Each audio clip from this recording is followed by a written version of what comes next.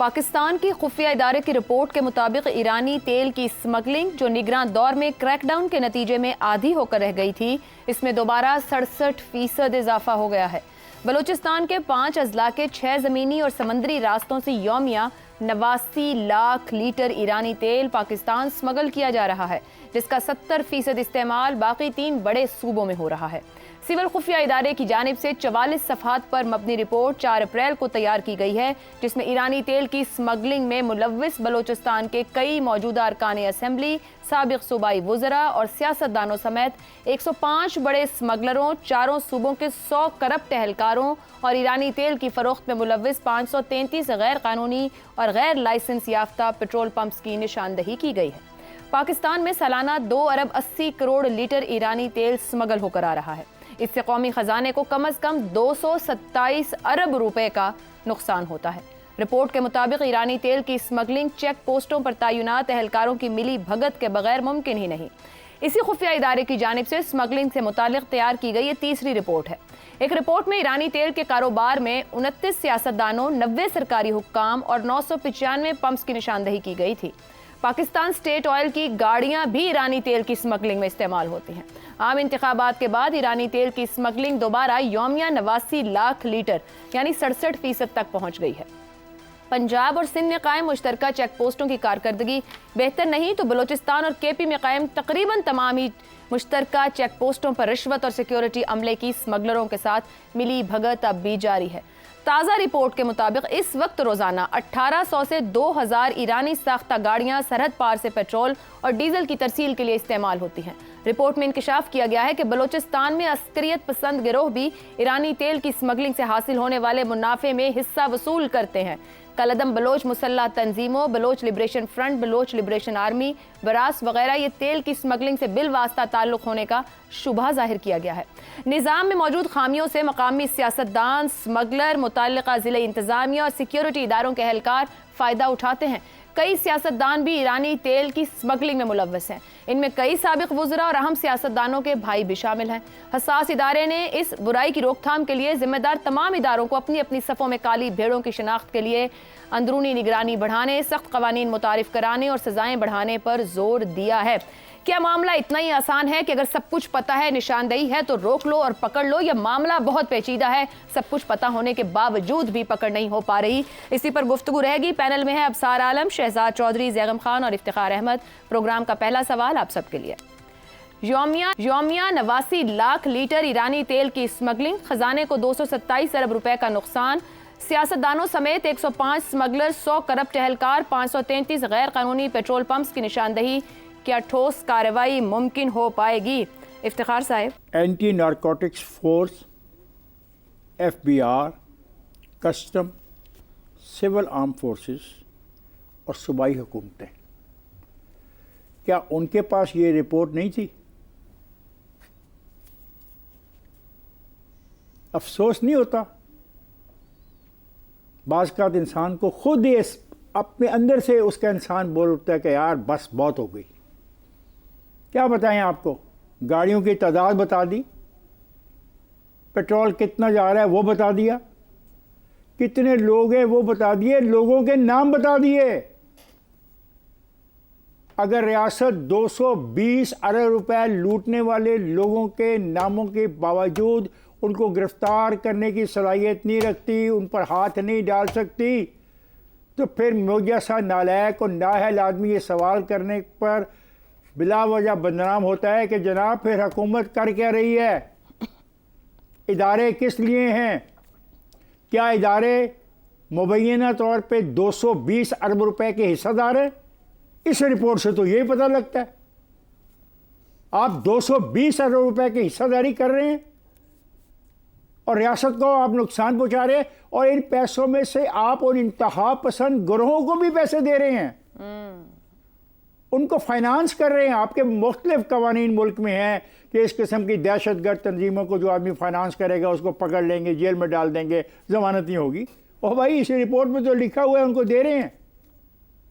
کیا جواز پیش کر رہے ہیں آپ اس رپورٹ میں کہ کچھ علاقے ایسے ہیں جہاں پہ غربت کی بنا پہ لوگوں کو اتنی تعداد ہے لوگوں کی، وہ اتنے فیصد ہے بلوچستان کا، تو ان کو مجبوراً یہ کام کرنا پڑتا ہے.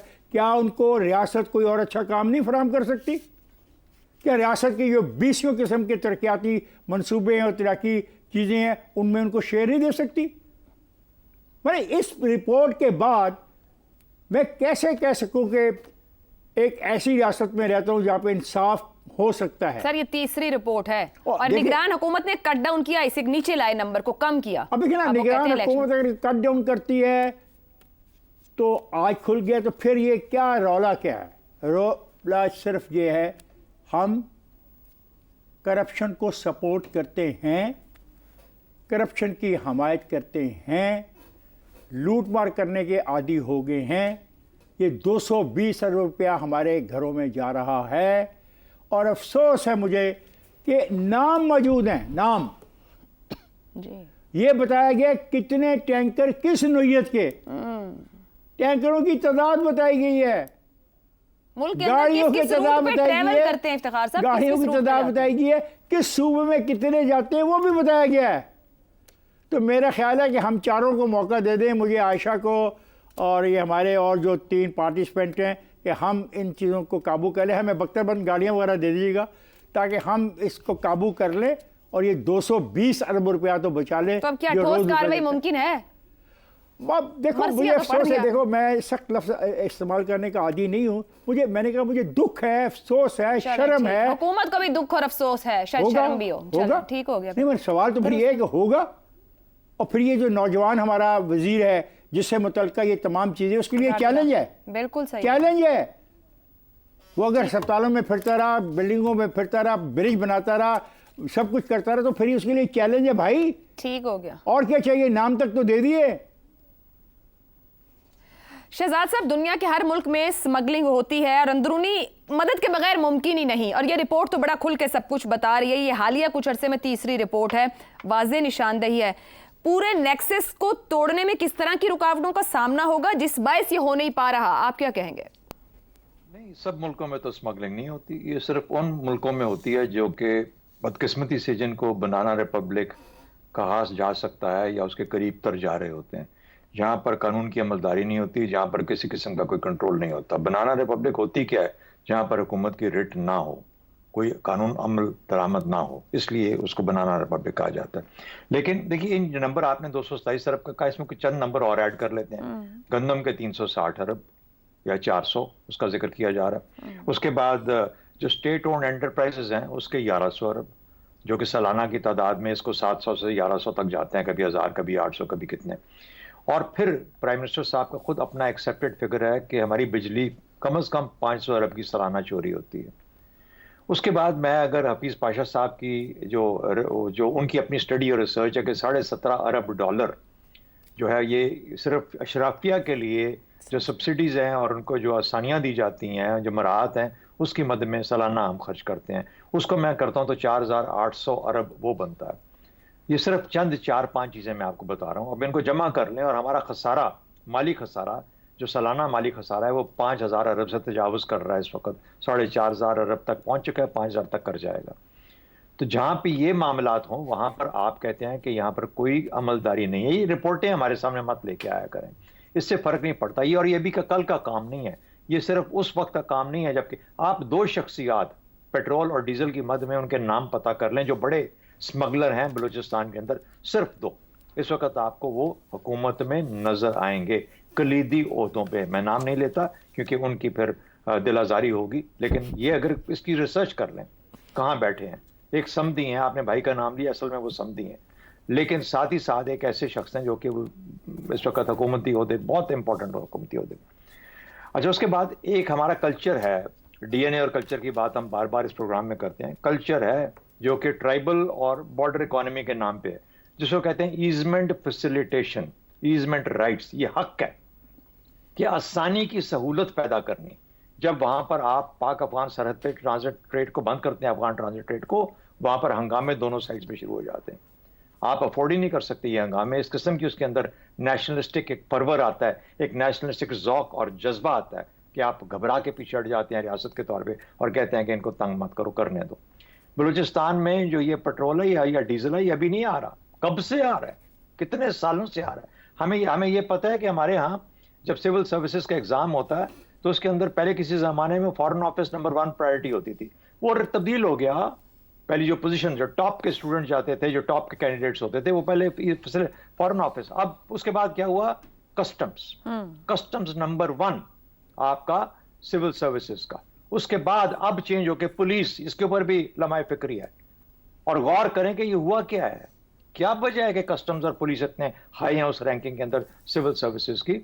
اس کے اندر customs, immigration, civil arm forces, وہ تمام اور ادارے جو کہ وہاں پر جو کہ سرحدوں کی حفاظت کے لیے قائم ہے. یہ اصل میں ٹیرر اکانومی اور بارڈر اکانومی کا الحاق ہے.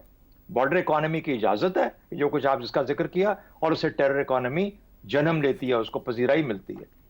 تو یہ وہ چیزیں شہزاد صاحب، پتہ ہے کلامی کی معذرت، کیا یہ مجبوری ہے کہ ہم بھگتے ہیں، یا دہائیوں کی جو کرپشن یا نیکسس اتنا سٹرکچرڈ ہو گیا ہے کہ اس کو بریک کرنا مشکل ہے ریاست کے لیے؟ میں نے آپ سے ذکر کیا ایزمنٹ فیسیلیٹیشن، یہ آپ کی آئینی اور قانونی ایک کہتے ہیں کہ حد ہے جو کہ متعین کر دی گئی ہے آپ کے اندر، کہ آپ نے بارڈر کے اندر ڈسٹربنس کریٹ نہیں کرنی. جو آنے جانے والے لوگ ہیں ان کو آنے جانے دیں. آپ کو پتہ ہے آپ کی بڑی بڑی گاڑیاں، کل ابصار صاحب کہہ رہے تھے کہ جو گاڑیاں بڑی کہاں سے آتی ہیں، سب کی سب موسٹ آف دم انرجسٹرڈ، ادھر سے ساری افغانستان کے بارڈر سے. اور ایسے رستے ہیں جہاں پر آپ کو بھی کوئی کسی قسم کی فینسنگ نہیں نہ ہو سکتی ہے نہ کی گئی ہے. سب کو پتہ ہے وہ کون سے نواب پاس کہا جاتا ہے جگہ کو.